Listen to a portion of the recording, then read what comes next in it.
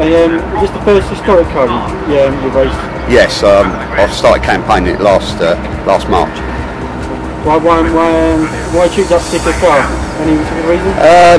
Well, I've got a road going Scimitar 6A, and I sprinted it a couple of years ago at Kerborough and won the road going class.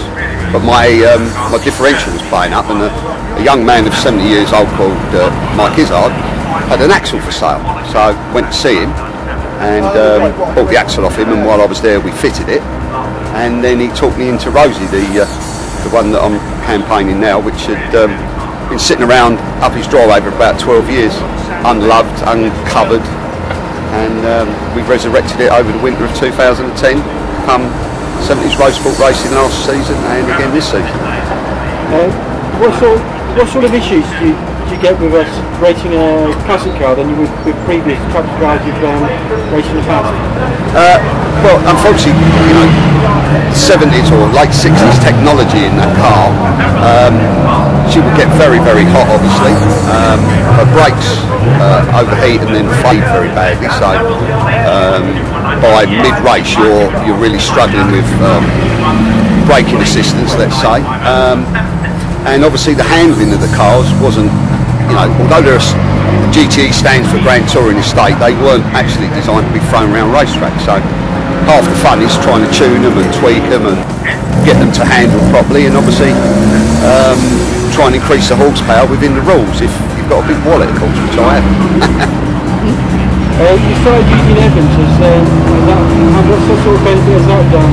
Well, at the end of last season, the engine in Rosie was dead standard. We hadn't even pulled it apart. We just basically de-seized it and got it running. But the head gasket went on the way home, so driving home and to the track. And the head gasket went going home, so I'd rebuilt the engine over the winter. So then I saw an article or an advert for Evans Coolant. Researched it a bit on the internet and thought, well, anything that helps that engine be reliable and run cooler, as I say, they get very, very hot at race revs, it's got to be a bonus. So obviously I spoke to Greg on the phone and he sold me the classic Waterless Coolant, which I put in, and it's helped the temperature, it's far more stable. And then they've now given me this Power 180, which is really for more high performance race engines, which has improved things even more. So. Okay. And how are you hoping to do this year?